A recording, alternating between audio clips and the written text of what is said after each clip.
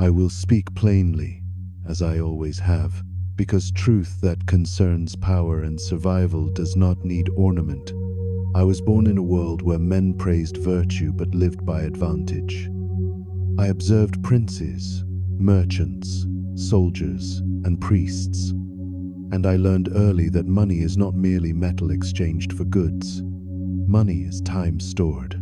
Money is obedience purchased. Money is fear made silent. Whoever does not understand this will always speak of morality while living at the mercy of those who understand power. I do not despise money, nor do I worship it. I study it, as one studies fire. Fire warms cities and burns them. Money does the same to states and to men. I have written elsewhere, in works such as The Prince, that a ruler must learn how not to be good when necessity demands it. This lesson applies to money more than to any other instrument of rule. A man who wishes to appear generous with wealth will soon find himself poor, and a poor ruler is either despised or destroyed. Therefore, I say, do not seek the reputation of generosity if it empties your treasury. Seek the reality of strength, which allows generosity when it serves you. Men are ungrateful, fickle, simulators, and deceivers. They avoid danger and chase profit. When you give them money, they praise you while it lasts. When the money ends, so does the praise. This is not cruelty on their part. It is nature. You must never build loyalty on money alone, because money teaches men to calculate, not to remain faithful. Yet, understand this carefully. While money cannot buy true loyalty, the lack of money guarantees rebellion. Hunger creates philosophers. Poverty creates enemies. A wise ruler keeps the people fed, the soldiers paid, and the treasury guarded. He does not exhaust wealth to win love, nor does he hoard it so tightly that the state suffocates. I have seen states fall not because they lacked gold, but because they misunderstood its role. Money is a means, never an end. The moment money becomes the goal, the ruler becomes a merchant, and merchants do not rule for long. Power requires decision, not negotiation. Money assists decision. It must never replace it. Consider this. Arms and money are often spoken of together, but they are not equals. Arms command money more reliably than money commands arms. A well-paid army without discipline is a mob. A disciplined army will find money. Therefore, I say this without hesitation. Invest first in strength, order, and fear of punishment. Wealth will follow those who are secure. Many rulers ruin themselves by attempting to appear merciful through spending. They reduce taxes, distribute gifts, forgive debts, and imagine themselves loved. What they create instead is expectation. Once expectation is born, it must be fed endlessly. When the feeding stops, hatred begins. Hatred born from lost benefits is sharper than hatred born from hardship, because men believe something was taken from them. It is better to be accused of miserliness than to be forced into confiscation. Confiscation touches property, and men forget the death of their father sooner than the loss of their inheritance. Remember this well. Blood dries, lost wealth is remembered.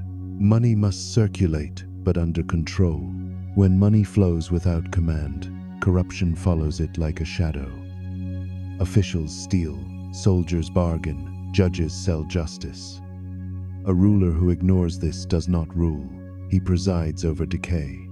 Therefore, you must be feared by those who handle money on your behalf. Fear in administration is not cruelty. It is hygiene. Do not confuse this with hatred.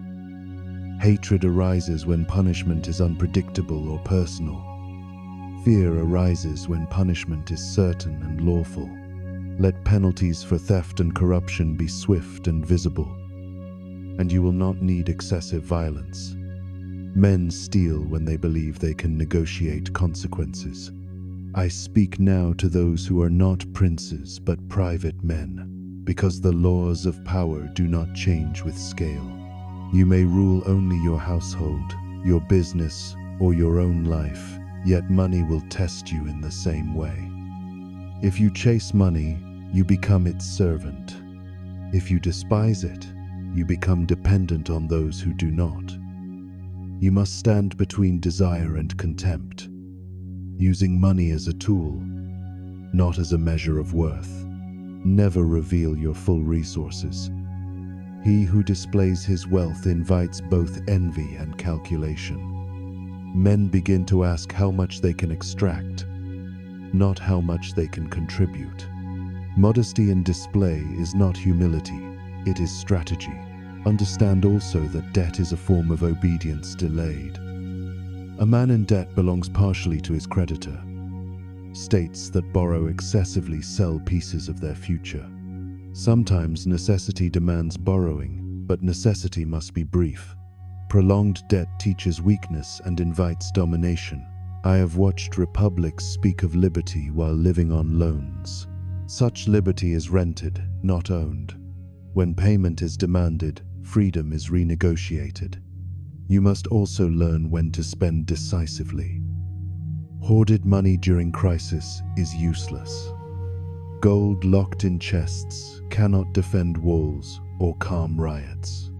Spend boldly when survival is at stake, and recover later through order and taxation. Fortune favors those who act with resolve, not those who calculate forever. Some will accuse me of cynicism. I accept this accusation gladly, because those who reject reality in the name of purity are always ruled by those who accept it. I do not teach men to be wicked. I teach them to survive among the wicked without illusion. Money reveals character.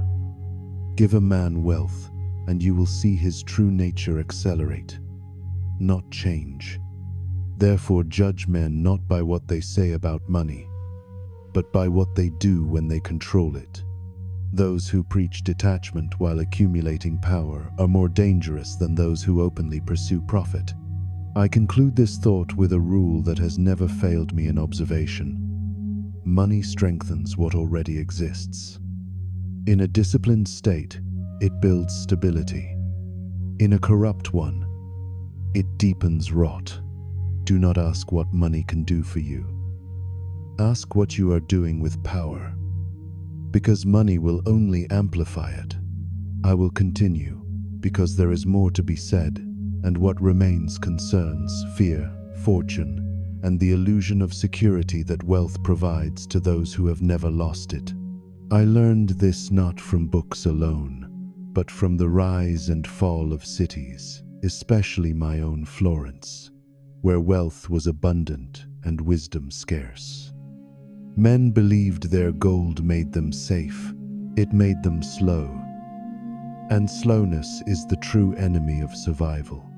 Money gives the illusion of control. It persuades men that every problem can be solved by payment. This belief ruins states. Some dangers cannot be bribed away. Some enemies grow stronger when fed.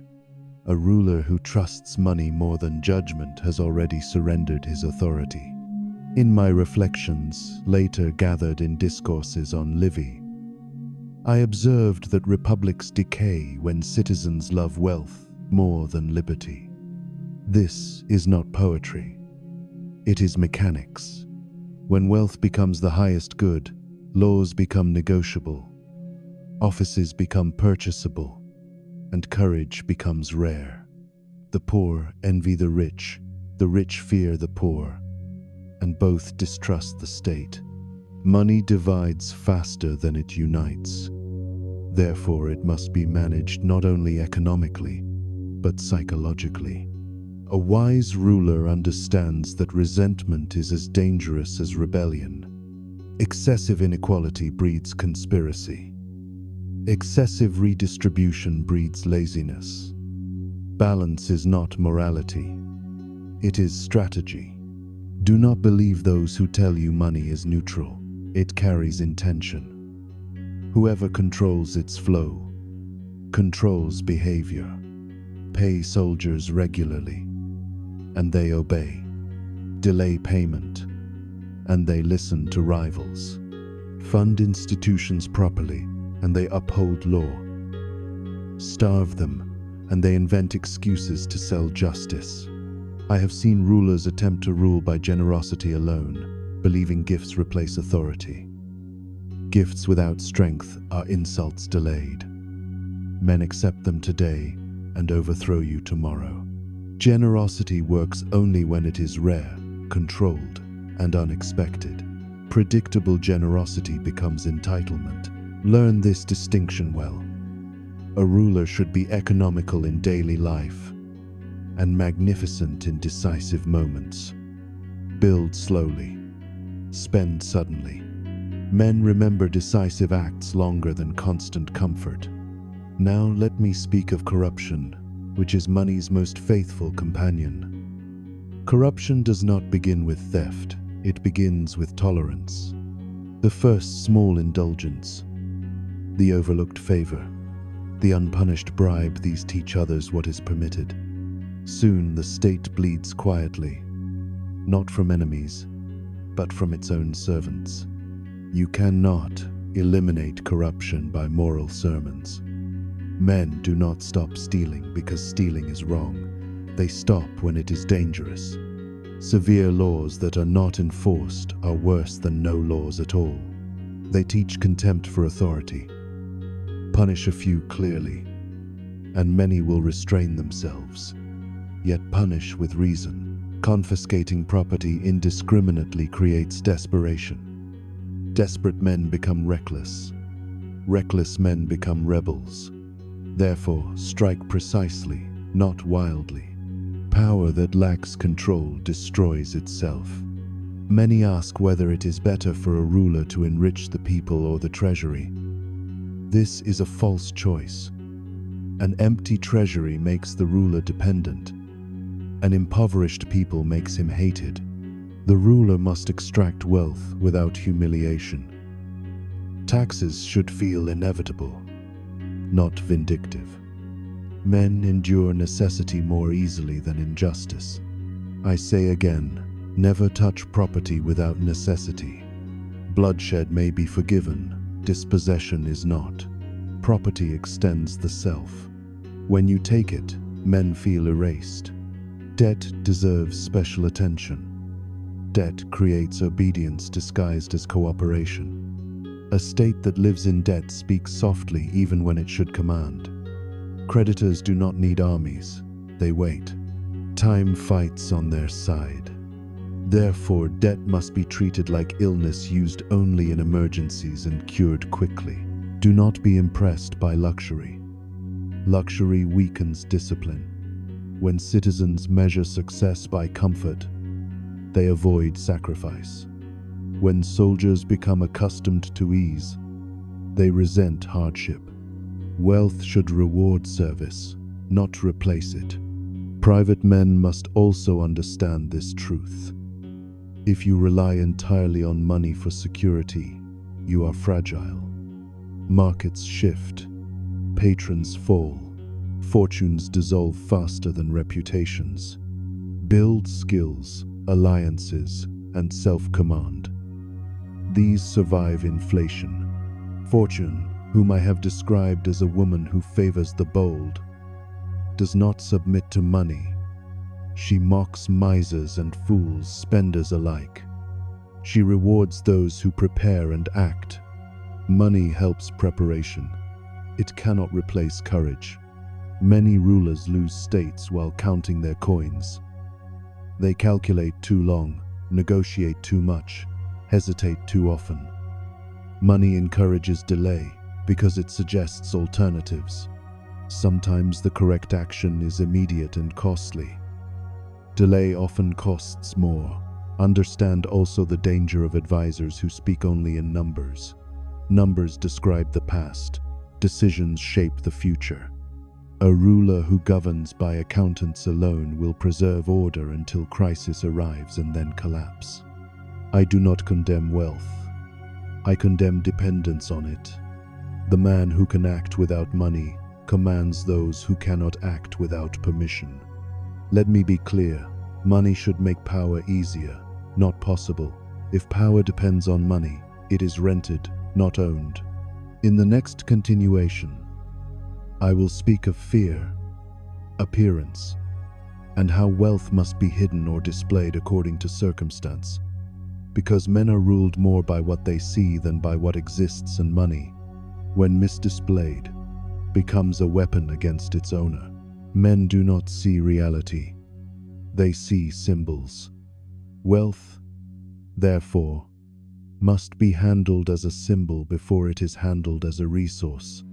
Display too much, and you awaken envy. Display too little, and you invite contempt. Between envy and contempt lies the narrow path of authority. A ruler must appear capable of rewarding and punishing. This appearance does not require constant spending. It requires certainty. Men must believe that wealth flows through your hands, even when it rests still. Control, not abundance, creates confidence. I learned this lesson while observing families who rose quickly through commerce and fell just as quickly through display. They believed visibility equaled power. It does not. Visibility invites challenge. True power is felt before it is seen. This is why I have always insisted that it is safer to be feared than loved, if one cannot be both. Fear is cheaper than love. Love demands continuous payment. Fear requires only consistency. Money plays a role here, but a secondary one. Fear comes from predictability of consequence, not from extravagance. A ruler who pays everyone generously but punishes no one creates softness. A ruler who pays fairly and punishes certainly creates order. Order attracts wealth more reliably than generosity. Do not confuse fear with terror. Terror is wasteful. It destroys trust and productivity. Fear, properly applied, sharpens attention. Men work harder when outcomes are clear. Now consider appearance more deeply. Wealth should be visible in institutions, not in indulgence.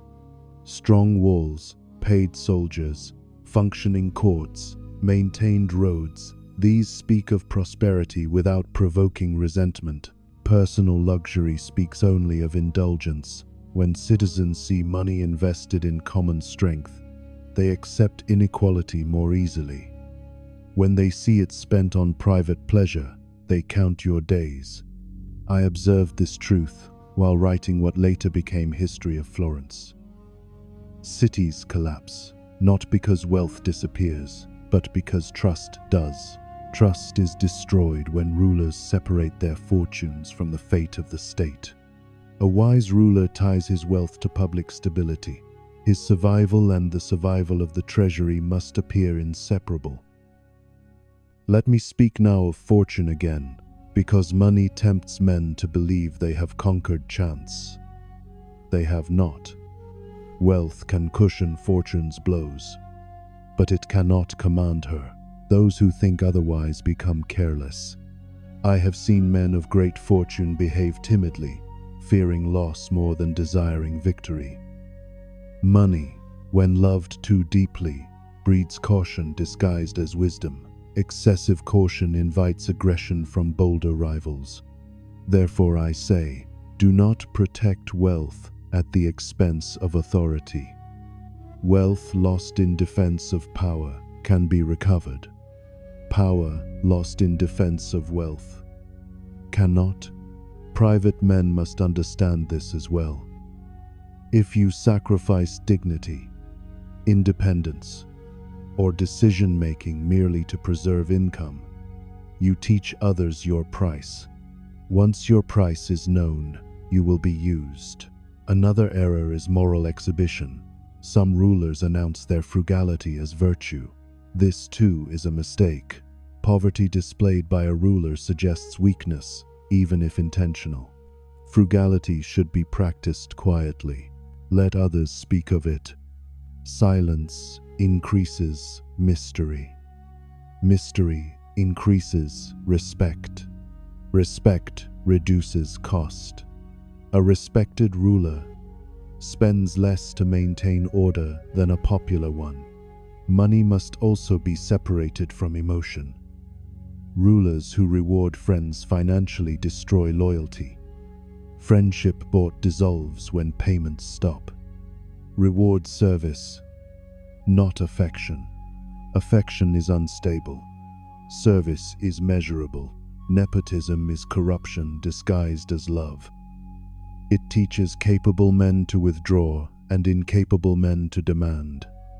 Nothing weakens a state faster. I will speak plainly. Money reveals whether a man rules himself. Those who cannot refuse pleasure will never refuse temptation. Those who cannot delay gratification will never build lasting power. A ruler must learn to deny himself visibly when necessary. This does not make him poor. It makes him formidable. Men follow those who demonstrate restraint, because restraint signals strength. In times of abundance, prepare for scarcity. In times of scarcity, act decisively. Fortune punishes those who confuse seasons. Do not rely on merchants for loyalty, nor bankers for courage. Their loyalty is to calculation. Use them, regulate them, but never depend on them for stability. Stability comes from institutions and arms, not from credit. I do not condemn commerce. Trade strengthens states when governed firmly.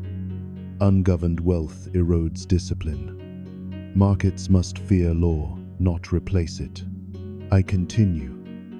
Because excess is more dangerous than scarcity, and money is the quiet architect of excess. When wealth grows faster than discipline, decay has already begun. Men mistake comfort for stability. They mistake accumulation for strength. They mistake silence for loyalty. Money encourages all three illusions. A ruler surrounded by wealth hears fewer truths. Advisors soften their language. Officials hide problems. Citizens complain quietly and conspire loudly. Gold muffles warnings until they arrive as disasters. This is why I say that poverty, though painful, keeps men alert, while abundance lulls them into negligence. I do not advise creating hardship, but I advise never allowing ease to replace vigilance. Money also creates distance. The wealthy ruler becomes insulated from reality. He no longer walks among the people. Reports walk to him. He no longer sees hunger. He reads numbers. He no longer hears anger. He receives summaries. By the time truth reaches him, it has been filtered by fear. Therefore, a wise ruler periodically strips away comfort not from the people, but from himself. He travels simply. He listens directly. He observes without ceremony. This costs little and reveals much. Another danger of wealth is false peace. Treaties are signed, payments are exchanged, and rulers believe problems are solved. They are postponed. Money buys time, not resolution. Time must be used to strengthen position, not to relax. Those who use money to delay action without preparation merely rent calm at a high price. I have seen rulers pay enemies to remain quiet. This never ends. Each payment teaches the enemy that threat is profitable. Silence purchased is silence owned by another.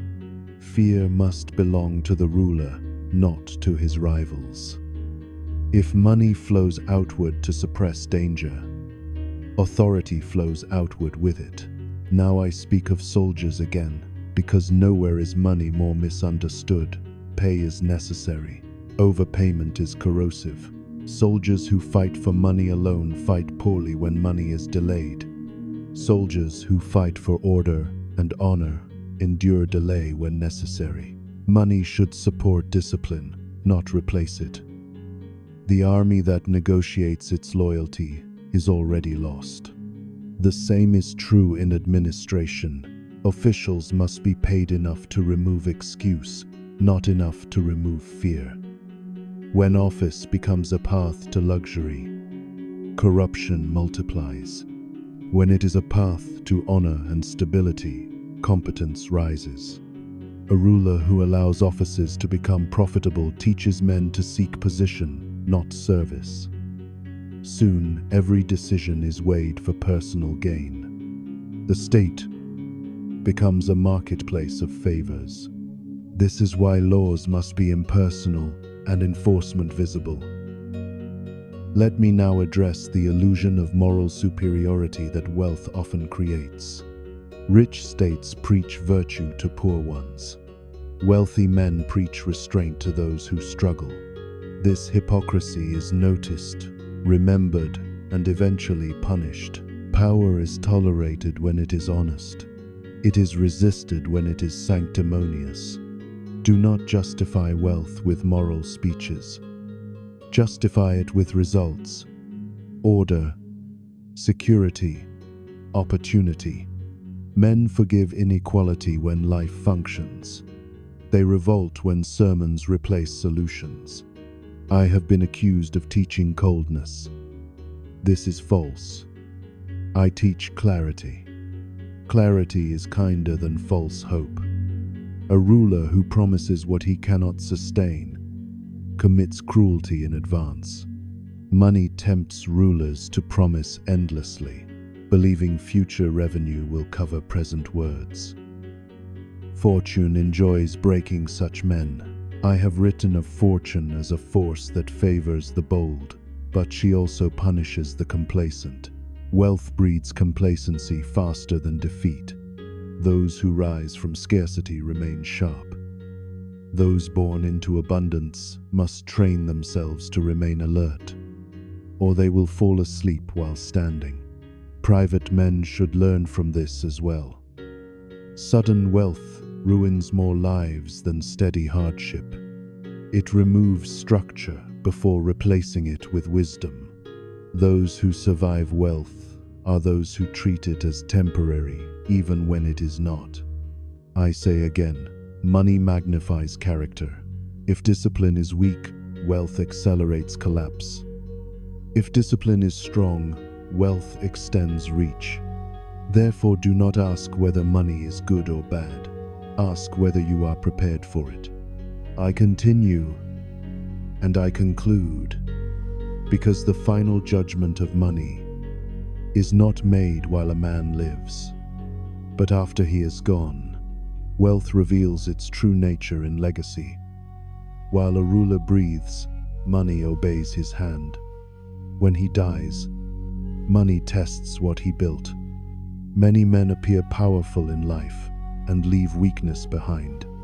This is not fate, it is design. I have observed that inheritance weakens more states than war. A prince who earns power understands its cost. A prince who inherits wealth often understands only its comfort. Money passed without struggle creates rulers without nerve. This is why I say plainly, the greatest danger of wealth is not greed, but softness passed from one generation to the next. A state that relies on stored wealth rather than renewed strength decays quietly. Treasuries empty, but habits remain. Expenses continue without purpose. Privilege survives without justification. Soon, the state exists only to sustain itself, not to rule. If you wish your power to survive you, do not leave riches alone. Leave structures, laws, discipline, and fear of consequence. Money without structure becomes prey. Structure without money can rebuild. Many rulers believe their legacy is secured by monuments, gold, and endowments. These are eaten by time. What survives is method. Institutions, trained to function without constant payment, outlive any fortune. I learned this from the Romans, whom I studied relentlessly. They did not worship wealth. They used it sparingly and demanded virtue constantly. Their strength lay not in abundance, but in expectation of duty. Citizens were not bribed to serve. They were shamed if they refused. When money replaces duty, duty disappears. This is why excessive welfare weakens states just as much as excessive taxation. Both teach dependence. Dependence is the enemy of liberty and the enemy of strength. A ruler must ensure that money supports effort, not replaces it. Reward labor, reward courage, reward innovation. Never reward idleness, even when it is disguised as loyalty. Now let me speak of succession, because here money does the greatest damage. A rich heir believes enemies can be bought. He delays decisive action. He negotiates when he should command.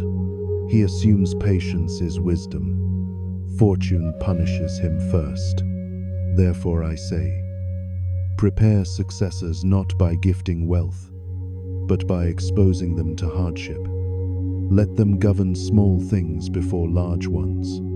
Let them experience scarcity while protected, so abundance does not intoxicate them later. The ruler who shelters his heirs from difficulty leaves them naked before reality. Private men must learn the same lesson. If you leave wealth without instruction, you leave a weapon without training. Many families are destroyed, not by poverty, but by inheritance. Teach restraint before comfort. Teach decision before consumption. Teach responsibility before reward. I have also observed that money tempts men to confuse survival with success. A state that survives without advancing stagnates. A man who earns without growing decays. Money must serve movement. Still, water rots. Therefore invest not only in preservation, but in renewal. Armies must train even in peace. Laws must be revised even in stability. Minds must be sharpened even in prosperity. Wealth that is only protected becomes a target. Wealth that is actively used becomes invisible. Another illusion created by money is permanence.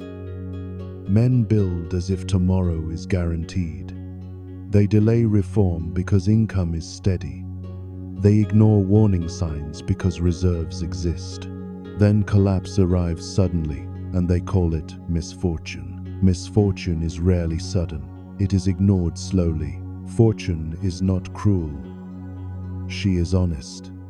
She punishes blindness, not preparation. I have been accused, again, of lacking moral warmth. Let me be clear at the end. My concern has never been money itself. My concern is illusion. Illusion destroys more states than enemies ever could.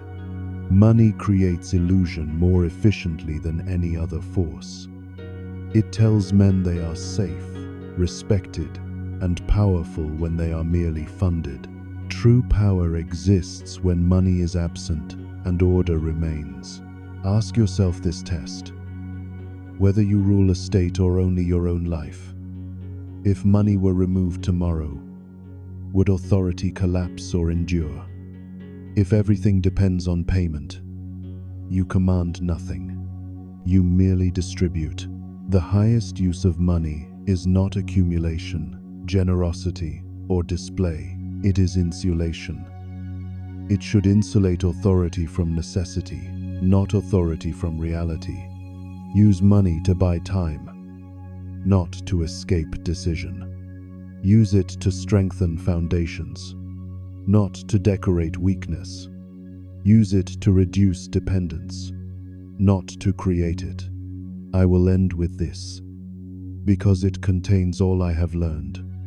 Money is a servant that grows arrogant when treated as a master. Command it firmly, limit it wisely, and never allow it to teach you who you are. Men who know themselves rule even when poor. Men who depend on wealth are ruled even when rich.